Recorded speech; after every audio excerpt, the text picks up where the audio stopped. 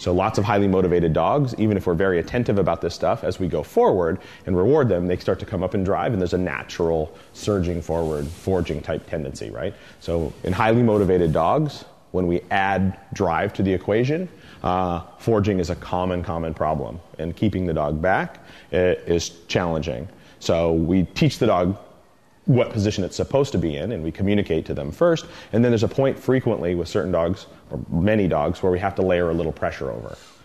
And we can use the e-collar, the leash together, whatever it is, to keep the dog back. When the dog gets out of position, we now correct the dog for being out of position and tell them to get back, and when they maintain that position, we reward it. And you can wind up doing the same thing with focus, right? So we wind up, if you have a dog, you're going to find out that you're going to run into motivational limitations on duration and focus, right? So this is a big thing. There's a reason that we all want crackhead dogs, right?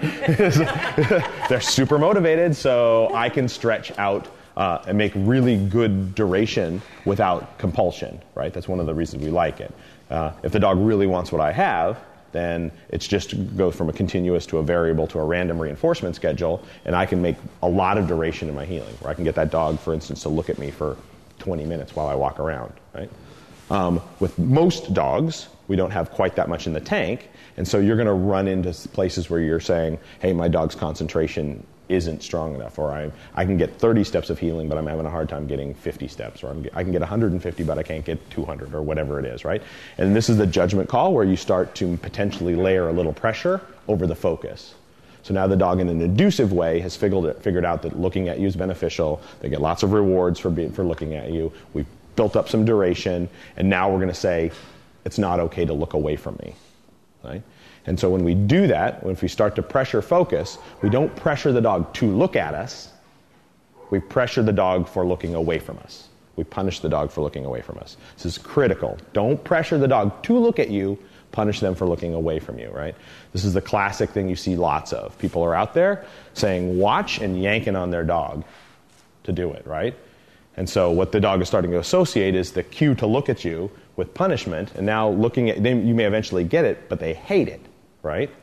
And what we want is the dog to want to look at us and not want to look away. So we induce the dog to look at us and then punish them the moment they look away. So when you start to add pressure to focus, don't pressure the dog to look at you.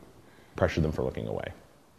Okay, I got the first half written because this is extremely critical. Yeah, it's a big one, right? Yeah. I don't want to screw this up because this is one of the things that bothers me terribly. So say the last part again. The last part is, what you want to do is you want to inducively get the dog to look at you. Correct. And then punish them for looking away. Okay. Right? So lots of people that are having focus problems punish the dog to get the dog to look at us. So they'll say, watch, and yank on the dog. Okay. Right?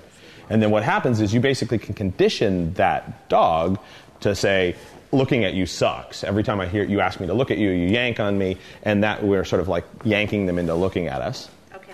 What we want is to want them to look at us. Every time you look at you good things happen. Right. And every time I look away, bad things happen. Right?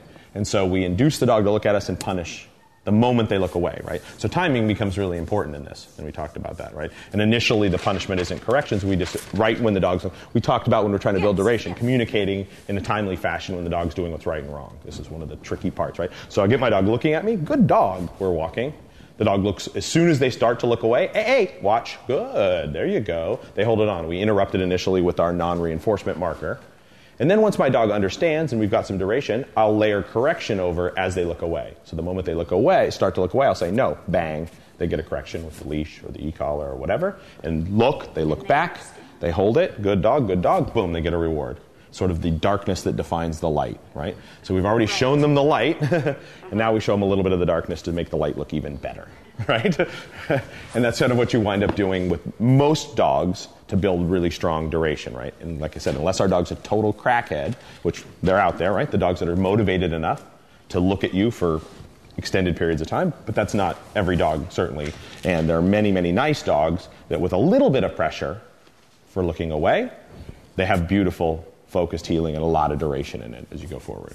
Hey guys, this is not about healing, but it's about focus. Mm-hmm. So what if they're just sitting there focusing? Like this morning as an example, because we were on base. And so there's a track there which the whole contingent of PT exercises were going on. Mm-hmm. Well, Sasha was so excited to see these people jumping and everything. It was hard to get him to look at me at all. Right. Even if I did, is this at the time then just to nick him for focus, or was that just too much? No, you would get him to look at you, so you'd dance up and down, do whatever you needed to do, and then when he looked at you, you would tell him he was right, and then the moment he looked away, you could nick him. Which was almost instantaneous because so much was going on. Yeah. Was that too much? Probably too much for the thing, right? So I wouldn't put the dog in that situation as the first step to pressuring them, right? So what I would do is take an environment where they can concentrate, but there are subtle distractions that make them want to look away, so I can punish those. So now I'm getting success, the dog's looking at me, it's great, and I can punish those first moments when they look away. Don't jump straight into the fire. Like the most distracting environment we can find, now I'm fighting to get you to look at you and trying to time that, it'll be a mess, So it's like anything as we go forward, like in proofing, and this is one of our topics for today for sure, in proofing and tightening up our stuff, one of the things is incrementally introducing difficulty, right? And it's such a common sense thing, but it's something that we frequently don't do, right? And it's just because we're lazy, right? We're thinking, we're not thinking about it, or we don't have a plan, or we just jump out somewhere and say, I'm going to practice, and there's a whole bunch of kids playing soccer or whatever else it is. And all those things should be incrementally developed, hopefully. If you're being thoughtful, you're going to say, okay, I'm going to start someplace quiet, teach my dog, choose another place, one of the things that we do with young dogs is a lot of attention work in different environments, so that it'll be easier when you get there.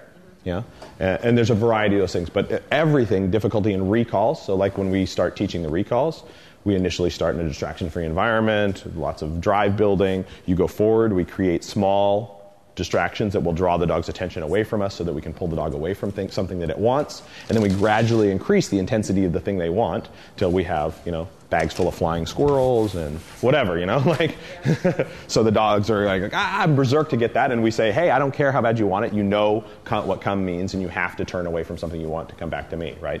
But if I jump straight into those others, then I'm going to destroy the dog. He usually has good focus. I mean, just focus. But this was just so overwhelming. Yeah, and so I would get away from that a bit. So I just move further away, and then see if I can get his attention, start working with him, and then you can layer over punishment for looking away if you wanted to in that position, right?